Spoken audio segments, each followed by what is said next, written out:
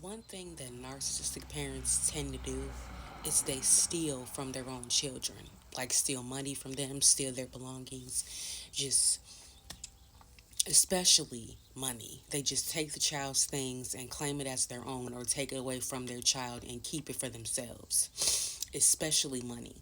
They will take the child's birthday money away from them, Christmas money, graduation money, anytime the child earns some money, or even if they did some work for another family member, the parent will try to take that money as their own. Or even if the child gets a job, they'll try to take that money as their own, like take the money from them. So let me tell you a real life scenario of when my narcissistic mother stole my birthday money away from me. It was some years back. I was younger, and I had got about $250 worth of birthday money. Now, what happened is my older sister had asked for $5 to get herself something to eat, and I gave it to her. So then what happens is my mom got mad at me for giving her the money and was like, "No, you shouldn't be giving her that money away. That's your money. Don't let her take your money. That's your money. Don't let her take any of your money." But watch how she's going to be such a hypocrite, how she's going to take my money away from me. So basically, what she does is my mom's like, "Go get that money. I want to count it. I want to see how much money you have." So I bring her the money, and then she holds my money hostage. She holds on to the money for a long period of time. She's in the living room talking to my brother, kept holding on to that money, was counting it, would start counting it, and then would stop and would listen to my brother speak, would start counting it and would stop. And then she held on to my money. Every time I kept coming back into the living room, I saw her with my money in my hand, and I tried to take it back. I was like, "Hey, can I have my money back?" And she gone somewhere, gone, and shoo me away with my fucking money in her hand. Then what she did is she counted up about $120 and took that money off to the side for her and gave me and was basically gonna put the rest of the money back. So basically, my brother had witnessed this, and this is what my brother said because God was speaking right through my brother.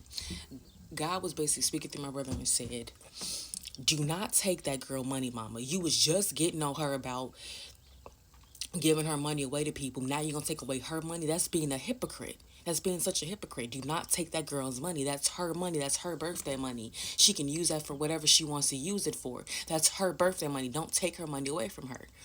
And then she was sitting there shrugging her shoulders like, "I'm gonna do what I want to do because I'm her mother. I can do whatever the fuck I want to do." So then basically, my brother goes, "Listen, your karma for taking this girl's money is when it's time for you to retire, when you reach the retirement age, you won't be able to afford to even retire. That'll be your karma for taking that girl's money." She didn't listen. She doesn't believe in karma. She doesn't think that anything can happen to her. But she took my money anyway. Took about $120 out of my money and put the money back in my jewelry box. So when I go looking for my money a couple of days later, I'm noticing that the fat stack of money that I had is about this big now. And I go, "Mama, what happened to my money?"